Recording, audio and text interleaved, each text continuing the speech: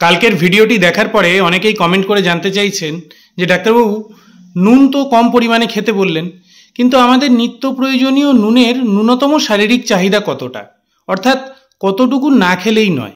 তো দেখুন, খুব সহজ করে আপনাদেরকে কয়েকটা হিসেব বলি। আমরা যে নুন ব্যবহার করি বা টেবিল সল্ট ব্যবহার করি তা মূলত সোডিয়াম ক্লোরাইড। এই সোডিয়াম ক্লোরাইড বা নুন আমরা কতটা নেব তার মাত্রা নির্ভর করে সোডিয়াম ঠিক কতটা প্রয়োজন সেই মাত্রার উপরে।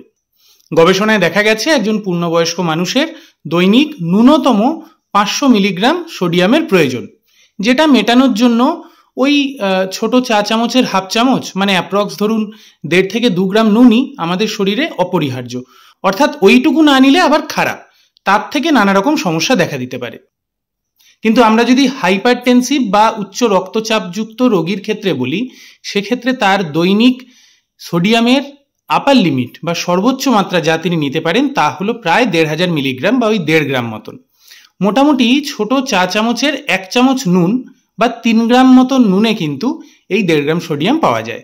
অর্থাৎ উচ্চ রক্তচাপযুক্ত একজন রোগী প্রত্যেক দিন সর্বোচ্চ ওই 1 চামচ মতো নুন নিতে পারেন। আর যিনি একদম সুস্থ স্বাভাবিক, যার কোনো রকম কোনো প্রেশারজনিত সমস্যা নেই, তিনি প্রত্যেক দিন ওই 2300 মিলিগ্রাম বা 2.3 গ্রাম মতন সোডিয়াম নিতে পারেন, যা মোটামুটি 1 টেবিল স্পুন বা 5 গ্রাম পরিমাণ খাদ্য লবণ বা সোডিয়াম ক্লোরাইডের মধ্যে থাকে।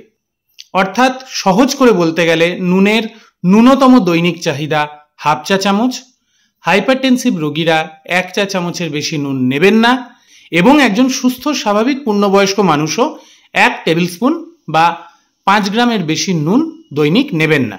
এবং এই নুনের পরিমাণটা কিন্তু অবশ্যই তার মোট খাদ্য তালিকায় থাকা নুনের মধ্যে পড়ছে। এরকম নয় যে একবারে আমি কতটা নিচ্ছি, সারা দিন ব্যাপী তিনি যত খাবার খান তার মধ্যে থাকা নুনের হিসাব এটা। তাই সবাই ভালো থাকুন, সুস্থ থাকুন আর ন্যূনতম নুন ব্যবহার করুন। ধন্যবাদ।